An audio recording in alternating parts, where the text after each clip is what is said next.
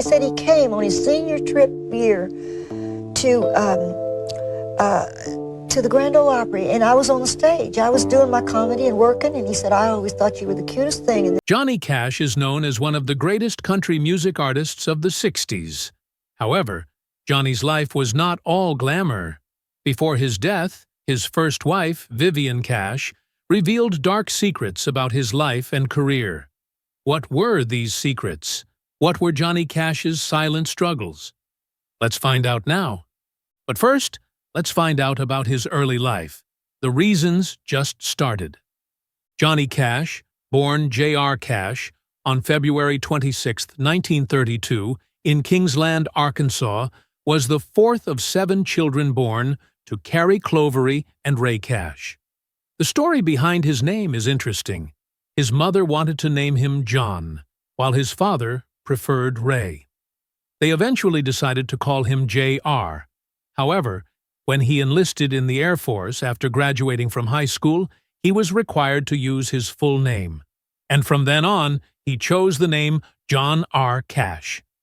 When he signed with Sun Records in 1955, he officially adopted the name Johnny Cash. Johnny's childhood was difficult. In 1935, when he was 3 years old, the family moved to Dyess, Arkansas, a settlement established during the Great Depression to allow low-income families to work and own land. Johnny was only 5 years old when he began working in the cotton fields with his family. And it was during this time that he developed a love of music, as they often sang together while working. Unfortunately, life in Dyess was not easy. The family farm flooded several times, making life even more difficult for them. Johnny Cash's life was a series of tragedies and inspirations, with many events shaping his musical path. One of the greatest tragedies occurred in 1944, when Johnny's older brother Jack suffered a serious accident. While working at a sawmill, Jack was nearly cut in half by an unguarded table saw. His injuries were so severe that he died after a week of struggling with death. This sudden loss left a huge hole in Johnny's and his family's hearts. In his famous autobiography, Cash, Johnny described the anxiety his family felt on the day of the accident. Their mother, a major influence in Johnny's life, had advised Jack to quit working and spend time doing simple things like fishing with Johnny. However, with financial difficulties, Jack felt he had no choice but to continue working. This made Johnny feel even more guilty for not being able to convince his brother to follow his mother's advice.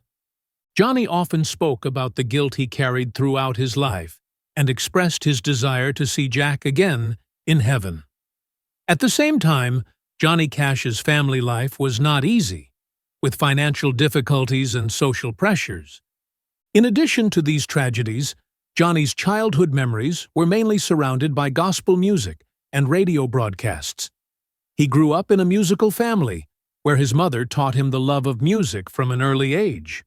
Johnny and a childhood friend learned to play the guitar together, and from there, his passion for music flourished. At the age of 12, Johnny began not only playing the guitar, but also composing his first songs, reflecting his life and personal experiences. During high school, Johnny had the opportunity to showcase his talent on a local radio station in Arkansas, where he sang folk and gospel songs, attracting the attention of people in the area. Johnny Cash had to suspend his singing career right after the Korean War exploded, when he decided to join the U.S. Air Force on July 7, 1950. After completing the basic training course at Lackland Air Force Base and the technical training program at Brooks Air Force Base, both located in San Antonio, Texas, he was sent to Mobile Radio No. 12 of the Air Force Service in Landsberg, West Germany. In San Antonio, Johnny met Vivian Liberto, a beautiful and charming woman. The two began a brief relationship before he had to leave.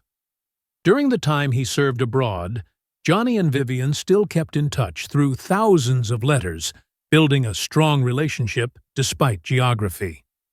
In West Germany, Johnny worked as an operator of Morse code, His mission was to block the transmission of the Soviet Army. This is a job that requires carefulness and high concentration, especially in the tension of the Cold War. There was a special anecdote related to this period that his daughter, Roseanne Cash, shared that Johnny often recounted. He was one of the first Americans to receive information about the death of Lenin leader, Soviet Joseph Stalin, through his work. Despite serving in the army, Johnny Cash still maintains his passion for music. During his time in Landsberg, he founded his first band, the Landsberg Barbarians, with members who were soldiers. The band performed many folk songs and the gospel, creating joy for soldiers in the region. On July 3, 1954, Johnny Cash was discharged with the rank of the members and returned to Texas with the desire to continue the music path he temporarily put aside during the service. His reunion with Vivian after 4 years of separation opened a new chapter in his life when they officially got married and started building a family life together. During military service, Johnny Cash had a typical scar on the right of the jaw. Later, many people made hypotheses about its cause, but the truth was that the scar comes from surgery to remove cysts. As soon as he was discharged, Johnny returned to San Antonio and quickly married Vivian at a church. During the ceremony, the presence of her uncle, Father Franco Liberto, chaired. Johnny's career began to flourish when he and Vivian moved to Memphis, Tennessee in 1954. At night, Johnny often performed with two talented musicians, guitar Luther Perkins and bass Marshall Grant, who combined into one trio called Tennessee 2. This is the first step for the future success of Johnny. After a period of self-training, Johnny finally had enough confidence to knock on the door of the Sun Records studio, hoping to be able to sign a recording contract. Here, he tried his voice for Sam Phillips, the founder of Sun Records, with a gospel song. However, Johnny received unexpected rejection when Phillips frankly said he no longer collected the gospel music. Sam Phillips is said to have advised Johnny that, if he wanted to succeed, he should return, live and experience more, then return to a song that can make a difference. In an interview in 2002, Johnny Cash denied that Sam Phillips had any comments on his music genre when testing. Fortunately, Johnny conquered Sam with new songs showing his characteristic rock style. In 1955, Johnny recorded the first two songs at Sun Records, Hey Porter and Cry Cry Cry, all released in late June. Both songs quickly achieved significant success, but Cry Cry Cry made a bigger impression when rising to 14th place on the country music chart. In addition, Johnny's reputation was even more solid when he released Folsom Prison Blues at the end of that year. This song stands out with a unique style, combining country music, folk songs, and rock, becoming his mark. After success in 1955, Johnny entered 1956 with a larger hit, I Walk the Line. This song not only ranks at the top of the country music charts, but also rises to the 17th place on the pop chart, making the name Johnny Cash a new symbol of the music industry.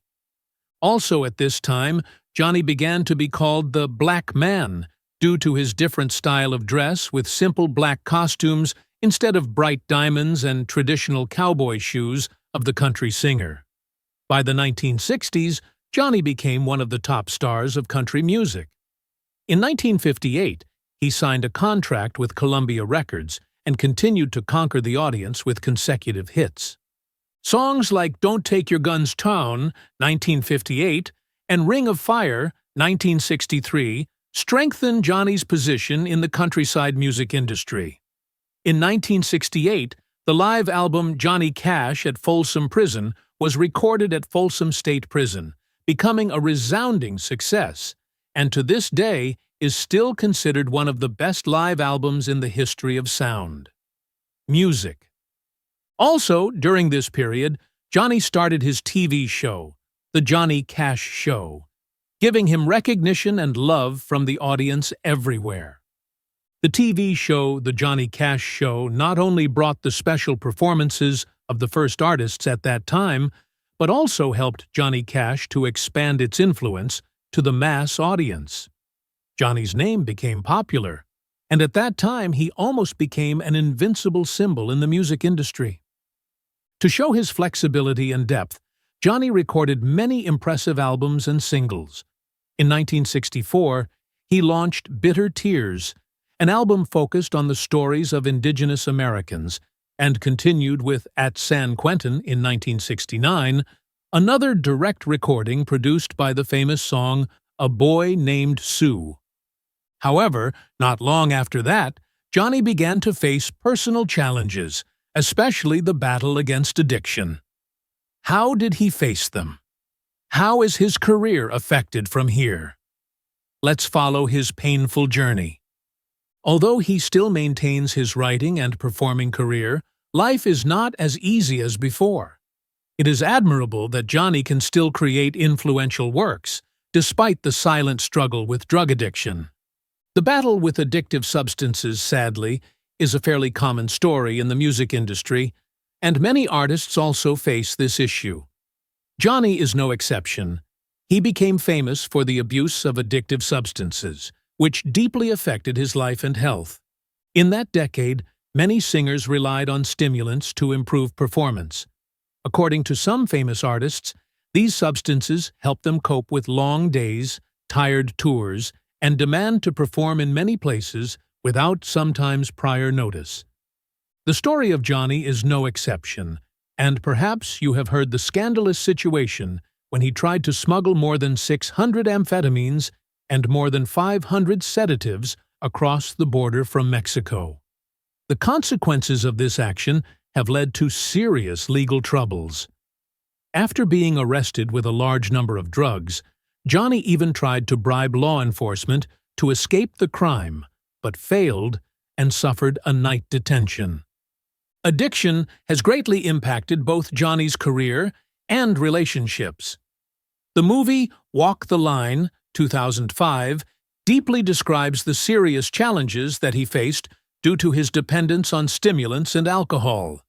This not only affects his attachment to other musicians when touring, but also causes tensions in both marriages and cracks the relationship with their children. Johnny's erratic behaviors under the influence of stimulants made him unpredictable and unstable in the eyes of friends. Although they sometimes joke about his abnormalities, these deep signs of addiction are worrying. Many times he participated in car accidents, lost the road, and sometimes even escaped into caves.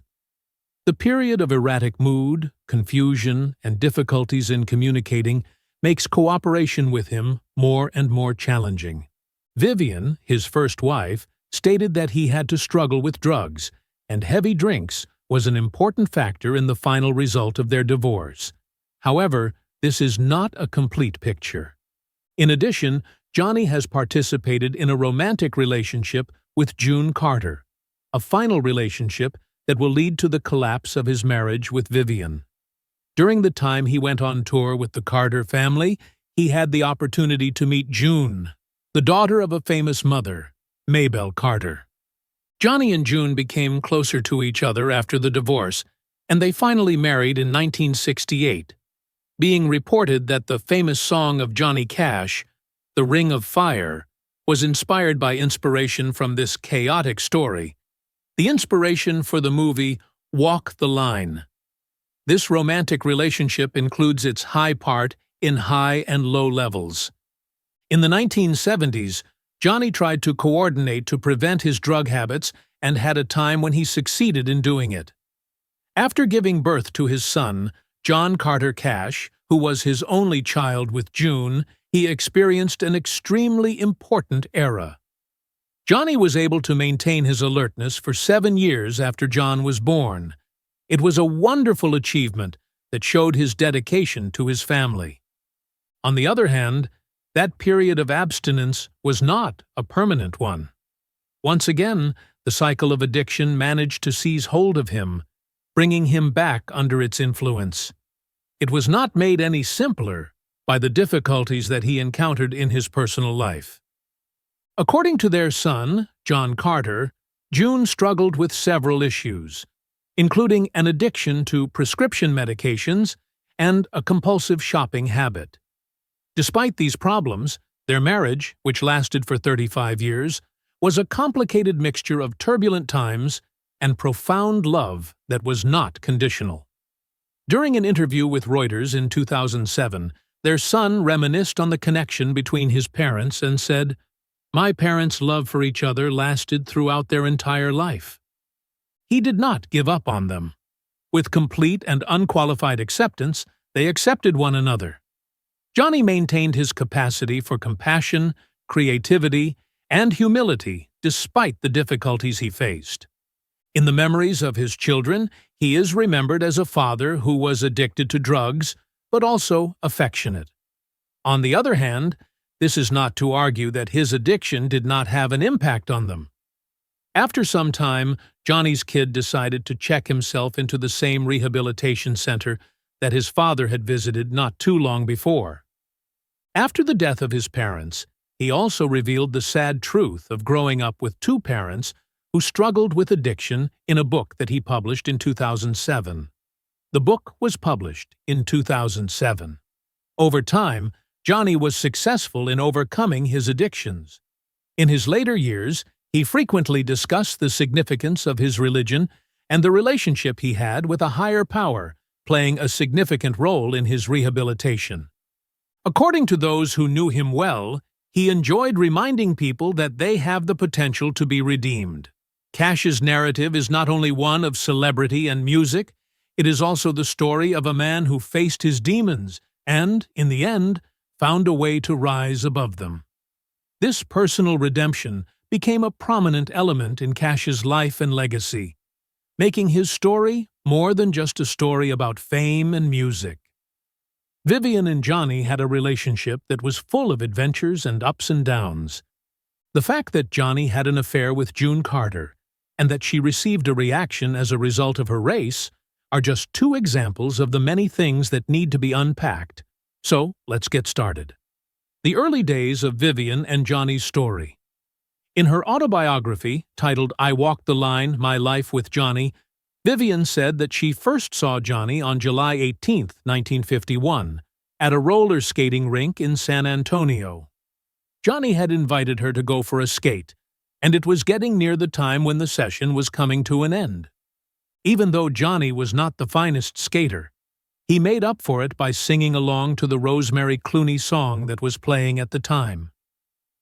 Between Johnny and Vivian, a whirlwind romance began to develop just before Johnny's departure to Germany for military service in the Air Force. The words, "Johnny loves Vivian," were carved into a seat that was located along the Riverwalk in San Antonio as a romantic gesture. They made a commitment to stay in touch with one another, and they did so by sending letters to one another that were full of kind words. Nonetheless, these letters hinted at the difficulties that were to come. Johnny's confessions of drinking and cheating on his partner, which were backed by sorry pledges to behave more responsibly, would prove to be a concerning pattern. In July of 1954, Vivian and her family met at the Cash home in Dyess, Arkansas, to greet Johnny upon his return from his military duty. They then proceeded to the West Memphis airport to meet him. St. Anne's Catholic Church in San Antonio was the location of their wedding, which took place on August 7th of that year. Vivian thinks back to what she refers to as an hour that would completely transform everything. According to her, that was the day when Johnny tried out for Sam Phillips at Sun Records through the audition process. Excitedly, he returned home and made the announcement, "Baby, we are going to break a record." At the time, Vivian was 6 months pregnant with their first child, a daughter named Roseanne. The song Cry, Cry, Cry was written by Johnny in a mere 15 minutes following that. After a few days, he and the Tennessee Two were officially signed to Sun Records as the label's newest artists. Johnny then joined the ranks of other Sun Records icons, such as Elvis Presley, Jerry Lee Lewis, and Roy Orbison, with whom he went on tour after achieving this level of popularity. Through Vivian's cherished recollection, Johnny and I had a particular fondness for Elvis. He was a very wonderful person in every way, and he became a very close friend. It is unfortunate that the trips also brought up a new wave of attention, which included interest from women. When Vivian inquired about if Johnny ever had feelings of temptation, he calmed her by assuring her that he would walk the line for her. Johnny requested Vivian to assist him in writing the popular song "I Walk the Line" as they were driving together. This reassurance served as the inspiration for the song. Following its release in the spring of 1956, it immediately rose to the top of the charts, just in time for the birth of their second daughter, Kathy. As a natural consequence, Johnny's growing recognition resulted in a shift in the environment. They had been convinced to go to California by Stu Carnall, who had recently taken over as manager. According to Vivian, who wrote the book, at this point, she just agreed with anything Johnny wanted to do and could not say that she had much of a thought of her own. The Cash family relocated to Encino, California, in the summer of 1958, around 1 month after the birth of their third daughter, Cindy. They did this by acquiring a house that had been owned by Johnny Carson in the past. Around my bed, I could hear them having a conversation. Even though I was in a haze, I could still hear them chatting. This relocation signaled the beginning of what Vivian sees as a hazardous stream that lies beneath their lives, which, despite appearances, appears to be exciting. Johnny's drinking became more intense, and he started using drugs as well. Vivian made the observation that Johnny began to accept the exact things that he had previously criticized in his love letters as being unclean and disgusting. According to what she said, Johnny was beginning to accept all of the things that he had previously referred to as filthy and unclean, and that he had believed would ruin our lives.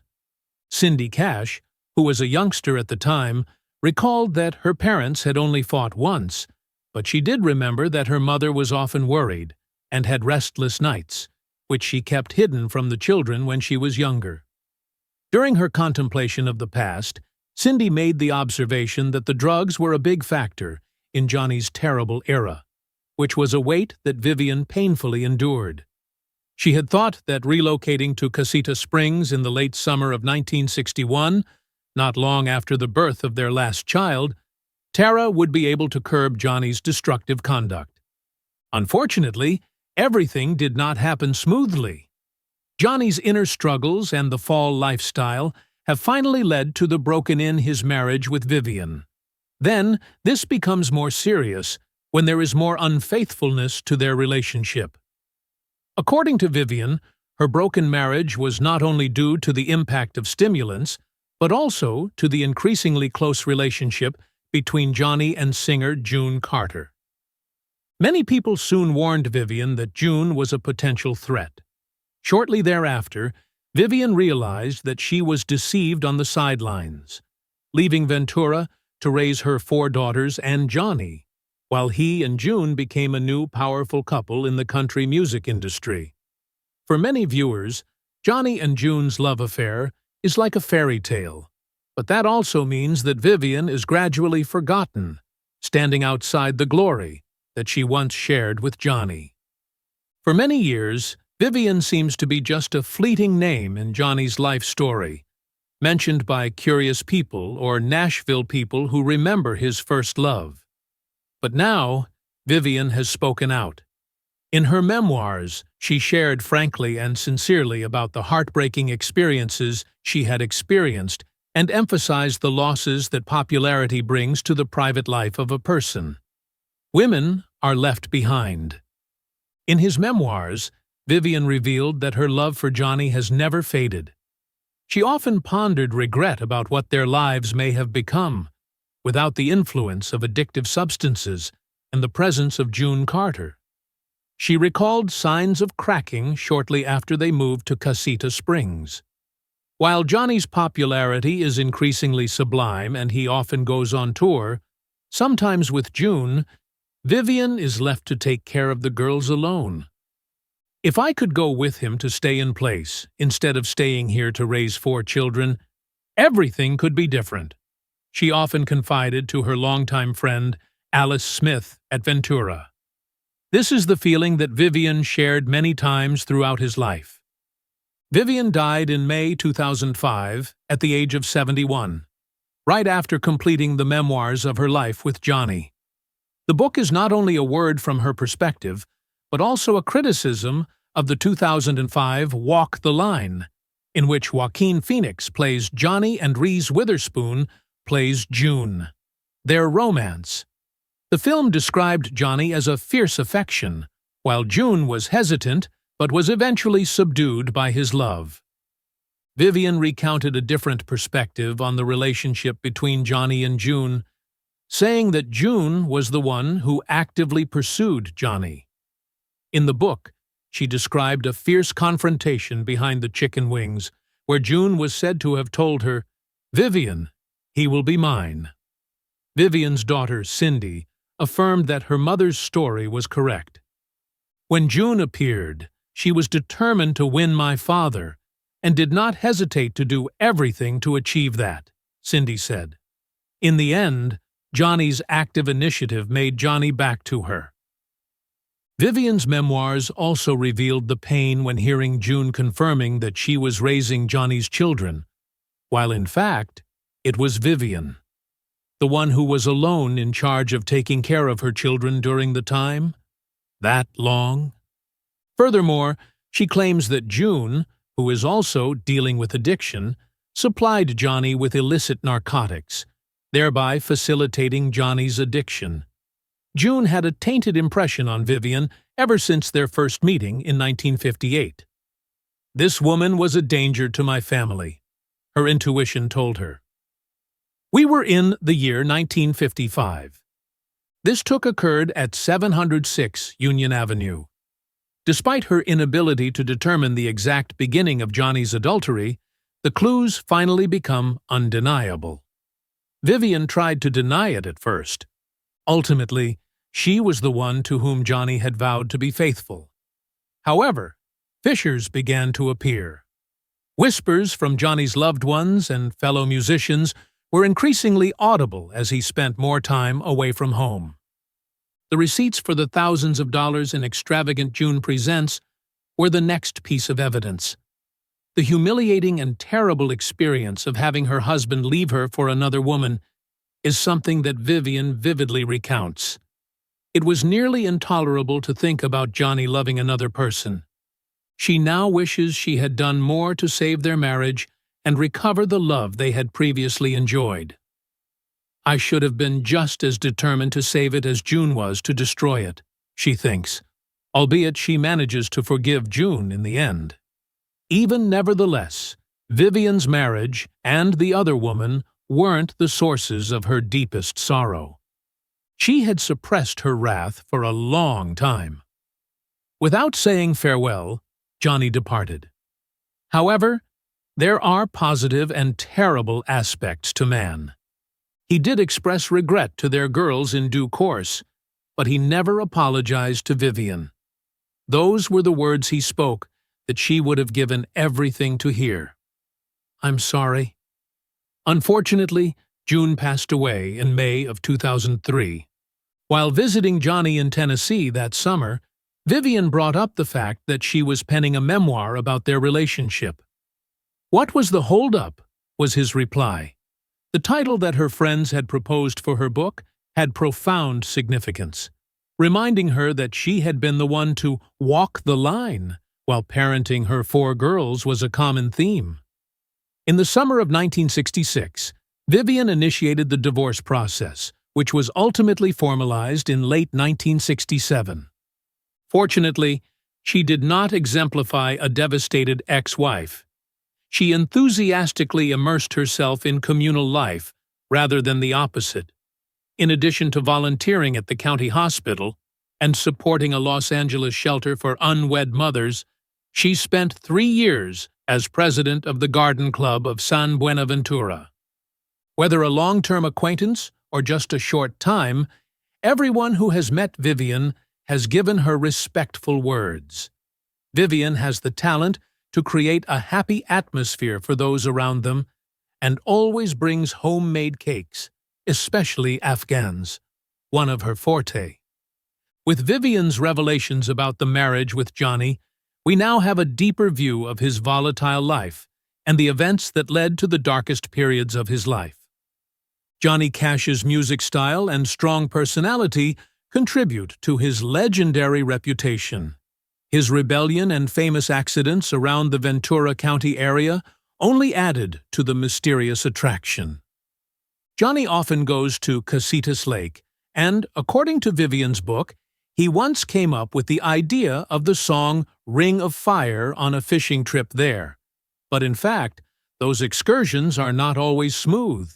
After drinking beer too much, he sometimes collapsed right on his yacht, reflecting somewhat on his brutal party lifestyle. Randy King, manager of Marina at Lake Casitas, remembered such times when he had to find a way to help Johnny get rid of hard situations. Someone is often sent to take Johnny home at those times. Cindy, the daughter of Johnny, also shared his memories of his father, saying that he often plays Christmas music, echoing throughout the yard, creating unforgettable scenes. Helen Boyd, a neighbor, and her husband, Jeffrey, this after becoming a deputy chief of the police, helped Johnny stay calm in times when he was stirred up. In Cindy's memory, she also talked about how the lack of music in life has left a heartbreaking space for her father, a testament to the deep role of music in the legendary life of Johnny Cash. According to Vivian, Johnny believes that his actions, even though it is somewhat reckless, are for the benefit of the community. However, his troubles with the law did not stop at noise complaints. In June 1965, Johnny accidentally caused a large forest fire near Alder Creek, later called the Adobe Fire. The fire lasted for a week to be controlled and required the whole fire team from the air.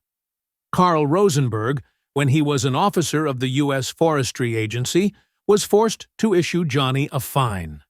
Rivenberg recalled that when he came to the scene, he saw Johnny's picnic car, called Intimate Jessie, on the side of the road. The flame originated from the broken exhaust system of the car, causing the grass around the fire. When Rivenberg arrived, Johnny was in a state of fatigue, seemed to be infected, and was difficult to keep balance, but still tried to control the fire by using a leather jacket. In their autobiography in 1997, Johnny recalled this incident with his characteristic style, saying that he had come to the trial with all the stimulating drugs and arrogant style. Johnny recalled a regretful way of the possibility of a fire that could endanger 44 California vultures, affirming that, in the regret, he was not interested in the cries around. The U.S. Wild Fish and Wildlife Service has quickly clarified that these vultures are capable of flying, not killed. Johnny also stated that he was the first private citizen to be sued by the federal government for causing a forest fire, although the Department of Forestry was controversial about this.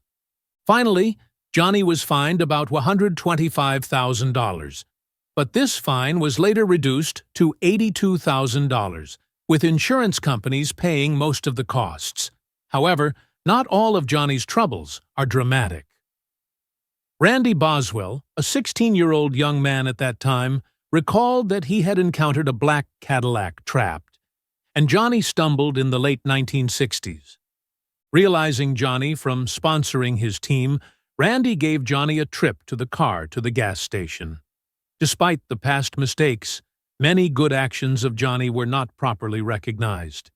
He often participates in charitable programs for local causes, and is a devoted father. Vivian's book also highlights the financial support that Johnny has for his family and his presence at their important milestones. Cindy, Johnny's daughter, recalled the happy Christmas mornings with his father, who once left footprints in the ashes of the fireplace to convince girls that Santa had visited. Before her death, Vivian shared that she liked to remember Johnny as a loving father and a dedicated husband, which contrasted with his dark aspects due to his struggle with addiction. Go out. For Vivian, the image of Johnny Cash in her memory is not merely the image of an outdated person in trouble. Johnny died on September 12, 2003, just 4 months after Vivian left this life, due to complications related to diabetes. She met Johnny Cash for the first time at the Grand Ole Opry in 1956, when both were young. Although Johnny made many mistakes in life, Vivian seemed to have loved him sincerely and deeply. Unfortunately, he never apologized for what he had done. What do you think about both Johnny Cash and Vivian? Does he miss something valuable in his life? Please share your thoughts in the comments section below. We would love to hear from you. And don't forget to like the video and subscribe to the channel for more interesting updates. Thank you, and see you in the next videos.